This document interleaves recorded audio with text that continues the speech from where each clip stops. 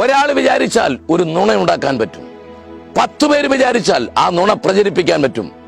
100 പേര് വിചാരിച്ചാൽ ആ നുണയ്ക്കകത്തായിരിക്കുന്ന കഥാപാത്രത്തെ തകർക്കാൻ, പല വിധത്തിൽ മോശപ്പെടുത്താനൊക്കെ കഴിഞ്ഞെന്ന് വരാം.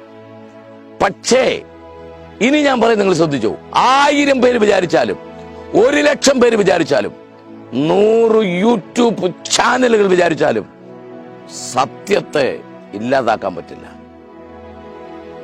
പലവിധമായ ഭാരത്തിലൂടെ, അപവാദത്തിലൂടെ, അപമാനത്തിലൂടെ പോകുന്നവരോട് ദൈവസ്നേഹത്തിൽ പറയാം, നിങ്ങളിൽ സത്യമുണ്ടെങ്കിൽ, നിങ്ങൾ സത്യം ചുമക്കുന്നവരാണെങ്കിൽ, നിങ്ങൾ സത്യം പ്രചരിപ്പിക്കുന്നവരാണെങ്കിൽ, നിങ്ങളെ തകർക്കാൻ ഒരു ശക്തിക്കും കഴിയില്ല. നുണ ഉണ്ടാകും, നുണ ഉണ്ടാക്കുന്നവരുമുണ്ട്.